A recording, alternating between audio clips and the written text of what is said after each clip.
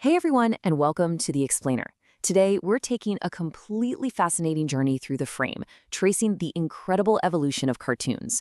We're going to start all the way back with simple lines sketched on cave walls and go right up to those massive, vibrant digital worlds that you carry around in your pocket every single day. And as we'll see, this medium, it's about far more than just kid stuff. It's really fundamentally about the evolution of how we humans actually see the world. So let's roll the reel. You know, long before screens dominated literally every room in our houses, people were completely captivated by this one idea: making still images move. It's kind of this fundamental, deep-rooted human desire. How exactly do we take a flat, entirely lifeless surface and inject it with, well, a soul? Interestingly enough, the answer to that huge question started with a pretty simple psychological trick. Back in the late 1800s, inventors became absolutely obsessed with this concept called persistence of vision.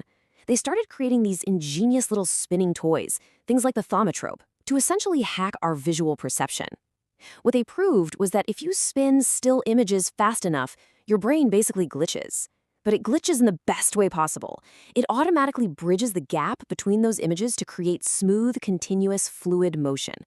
It's like a magic trick your brain plays on itself. All right, so that takes us right out of the realm of simple optical tricks and into the early 1900s for Act 1, the illusion of life.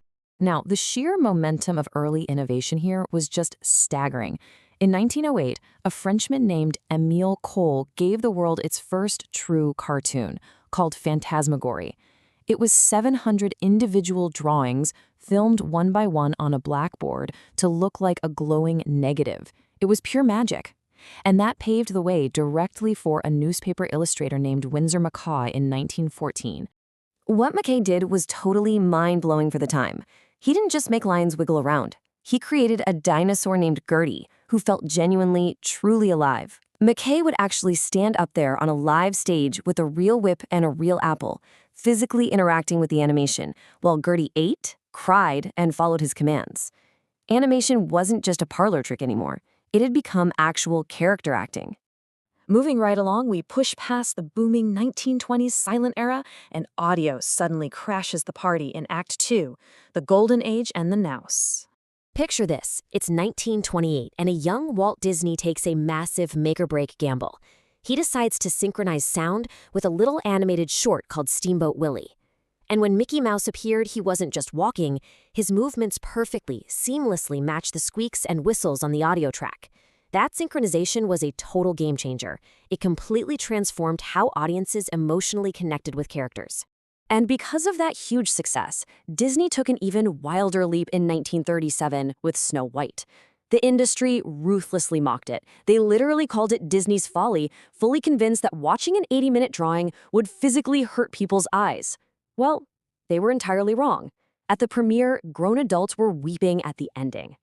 It changed the landscape of cinema forever. What's really fascinating about the Golden Age is this intense, defining contrast. It's like a giant tug of war. On one side, you've got Disney focusing on prestige, bringing these slow, beautiful, dramatic fairy tales to life. And on the exact opposite side, Warner Bros. They chose absolute, unapologetic chaos. Legends like Tex Avery and Chuck Jones gave us Bugs Bunny and Daffy Duck. They traded prestige for falling anvils and fast-paced, irreverent slapstick. But everything shifted again when television started invading our homes. That brings us to Act 3, the living room revolution. Suddenly, the screen got a whole lot smaller, and theatrical animation was just way too expensive to broadcast every single week. So to survive, studios like Hanna-Barbera basically had to invent a shortcut, which they called limited animation. Instead of redrawing the entire body 24 times a second, they just drew it once. Actually, you know how Yogi Bear always wears that little collar and tie? Well, that wasn't just a fashion choice. That line across his neck allowed animators to keep his body completely static and only redraw his head and mouth.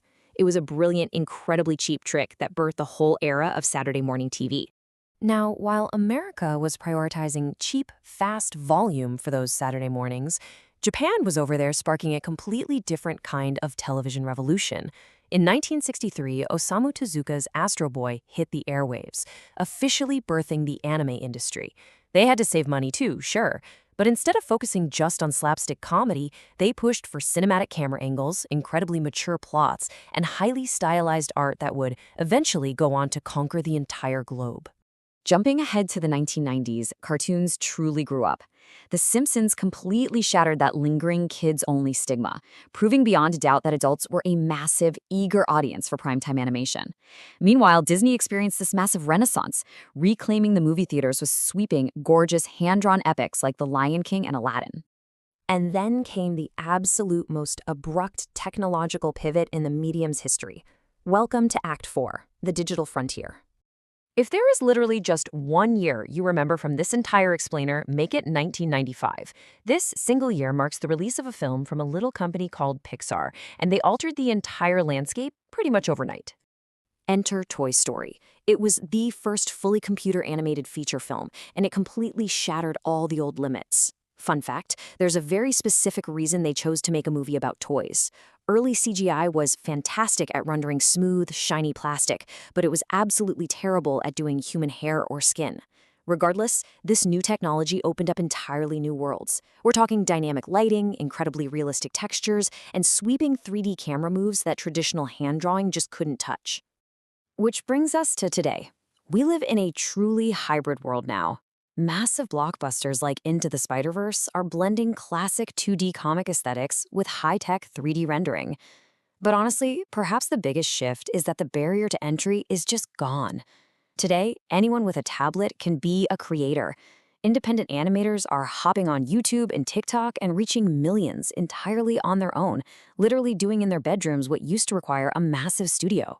Because honestly, whether it's a simple line-drawn dinosaur named Gertie or a massive, explosive 3D multiverse of heroes, the ultimate mission of animation has never actually changed. We're still just trying to take a flat surface and give it a soul. Whether you're using ink or paint or pixels, it is all still just a moving line, chasing an emotion. Thanks so much for joining me on this journey. We've seen how optical illusions became acting and how technology constantly blows the doors wide open. But with generative AI now entering the picture, we really have to ask ourselves, what will the next moving line look like? As machines literally learn to animate, will the soul of the medium remain human, or are we already standing right on the brink of Act 5? Something to think about.